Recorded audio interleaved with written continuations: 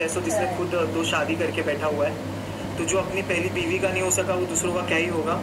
और उनके बाकी के बाहर की चीज़ों के बारे में तो मुझे जानना भी नहीं, क्योंकि मुझे लगता है लोगों को ऑलरेडी सब पता है ऑलरेडी क्या सीन है क्या नहीं है। लेकिन इतना ज़रूर बोलूँगा कि अगर सबसे ज़्यादा बेशरम और दलीज इंसान मैंने मेरी ज़िंदगी में देखा है तो हंसी आया भाई, एक नंबर मेरे को भी बहुत हंसी आ रही थी। तो कुछ में इतना बेशरम इंसान है अरमान मलिक की, वो एक चीज़ बोलता है, झगड़ा करता है, फिर स्वीट हो जाता है, फिर बोलता है। क्योंकि मैंने हमेशा ये चीज़ बोला है कि सारी चीज़ें उसकी कैलकुलेटिव रही है, और हर एक चीज़ भले वो झगड़ा हो, भले उसको क्या बोलना है, हर एक चीज़ कैलकुलेटिव है। अगर मुझे मालूम होता उसके तो मैं भाई उससे तो कभी मैं बात उससे तो खैर मेरे को बात करना भी उससे मेरे को गंवारा नहीं है।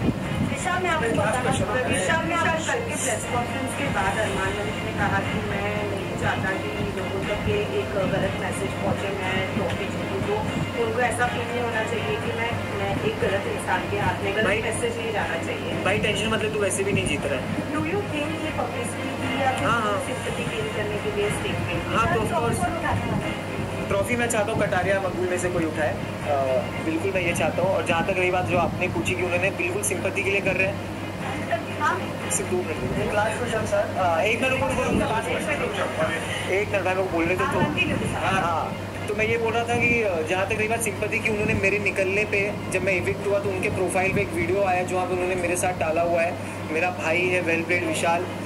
आप इसी से समझ जाओ कि क्या ये है, क्या ये इनकी जो बीवी है बाहर पायल जी, वो उनकी टीम क्या कर रहे हैं मेरे को समझ में नहीं आ रहा है।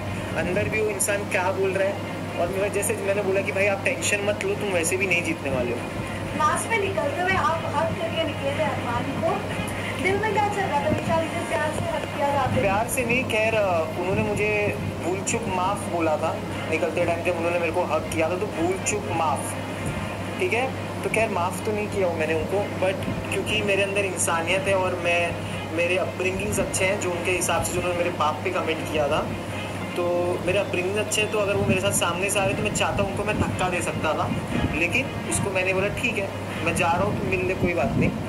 बट हेट और जो डिसलाइकिंग है वो तो मेरे दिल से कभी नहीं। मैं आपको पूछना चाहूँगी, आप बाहर आके पायल के वीडियोस तो देखे होंगे, जैसे आपने कहा कि जब वो शो पे आई थी वीकेंड के बाद पे, तो उन्होंने आपको बोला कि माँ है ऐसे कैसे बोल सकते हो। बट ये सब होने के बाद वो बाहर मीडिया को इंटरव्यू देते हुए नजर आते हैं कि हमें जो क्लिप दिखाई गई वो गलत दिखाई गई। इवन वड़ा पाव वाली की बात करें तो उन्होंने भी बहुत कुछ बोला कि हमें अनकंफर्टेबल होता है विशाल के सामने। तो अच्छा अनकंफर्टेबल हो रहा था इसलिए निकल गई ना।